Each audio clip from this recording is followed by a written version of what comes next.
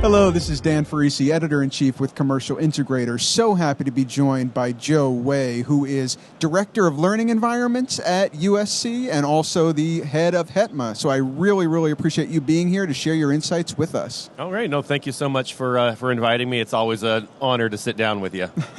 Likewise.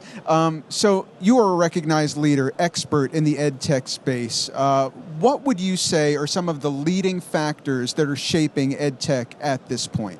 You know, right now, we know that the pandemic changed us, right? It changed the world. So right now, what we're looking at is how can we move this cloud thing that just happened where we all have to be virtually and now bring that back to our campuses as we return. What will that look like? Which is kind of why, I'm even here at the show. Like, what's our identity now, both as an industry and in higher education? So we're trying to look at things, not to plug that we're at HDBaseT, but let's look at how we can use AV over IP technologies. How can we use network technologies?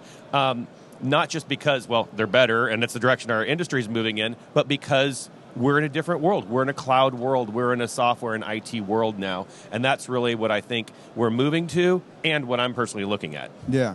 So, speaking from a campus level perspective, as people are coming back to campuses, going back to the in-person environment, however it might be supplemented by technology or other kind of ancillary offerings, what is your sense of what students, what professors want in their learning environments? Do you get a sense of what they really want? Yeah, what they want is they want choices. They want flexibility.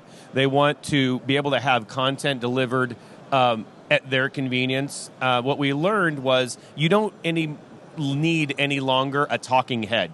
Just going up there and lecturing is no longer something that they want or that you have to do. You can now have content that you can put out there, that you can put on the cloud, that you can put into their LMS system, download it. So now they want to say, I want to go to class and I want to take it from the Starbucks. Mm-hmm. I want to go to class and sit in a collaboration space or a group study space with my friends.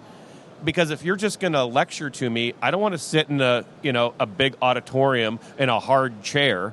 I want to be able to have it how I want it because I just spent 2 years at home learning virtually. How can I now take that? And I think that's what we're seeing. And I think you want to talk about a true voice of the customer. Our customers, our students are saying, I want that. I want that flexibility. I want to be able to have my content, my lectures, my classes, my assignments delivered and given back in the way that I'm comfortable. So how are EdTech leaders like you and leading institutions like USC squaring the circle of equity? When you think about different modes of consumption, different modes of learning, you don't want to have anybody feel like they're a second-class citizen or they're getting a second-class experience. What are the ways, and it's a very challenging kind of a situation. How are you addressing it? Yeah, you know what? Equity is huge. And one thing that the pandemic taught us was that there's a lot out there that we never saw. You just assumed that, like at USC, we joke that we're the University of Spoiled Children, right? It's rich in money.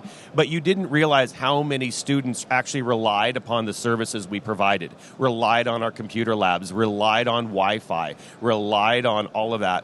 And so we had to adapt and go, there are needs that people have that we don't recognize. How now can we, like some of the other technologies that we're seeing. What about, taking your Zoom call or your Teams call, and instead of everyone around a table, you can separate them into separate boxes. Digital equity, right? The big thing. What about how can we supplement Wi-Fi hotspots? Little things that as tech leaders we didn't necessarily realize were important. We were all worried about pixel pitch. They were worried about buying lunch. Right. Right? Right.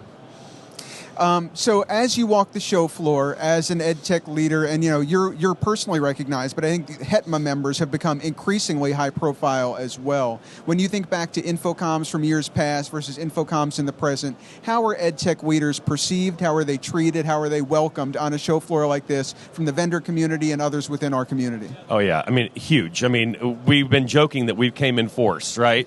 And we are. Like the statistics, you look up, Avixa will tell you that end users, tech managers are making up a higher percentage of attendees, right? We see that. We know the industry is moving that way. But if I look back to, an InfoComm 5 or 6 years ago, it used to be that if your badge said, end user or education, you were always just kind of, oh, here, you move over, and I'm going to go talk to my resellers, and I'm going to talk to the integrators. Now, we're getting invites to the hush rooms, They recognize that, hey, we buy things in volume. We have to support things. We need product. We are more active. We're also seeing, a lot of traditional integrators and employees integrators are then going, oh, wait a minute. I kind of like 9 to 5 and free tuition for my kids, and they're coming into higher ed. So we're getting very skilled technicians and engineers go, oh, I want to move into this other vertical, right? Yeah. And we're now seeing manufacturers start to recognize that. And, and one of them, I don't want to keep plugging HDBaseT, but I'm going to. I remember they were the first ones that said, hey, you can come take our certification class. I was one of the early ones as an end user taking a certification class, has always been open to that. Now it's commonplace. It wasn't before, right? Yeah. And that's the kind of the cool thing that we're starting to see. Well, it's always an education, no pun intended, to chat with you, Joe. I really appreciate it. And your insights on the continuing evolution of education technology and the important role AVIA over IP and HDBaseT in particular play in its development. I look forward to further conversations with you on the podcast and video interviews to get further insights about this ever-evolving, ever-dynamic world. Yes, absolutely. Thank you so much. Thank you again, Joe Wei, Director of Learning Environments for USC and the head of HETMA. I am Dan Ferrisi, Editor-in-Chief of Commercial Integrator, joining you from the HDBaseT booth. Thank you so much.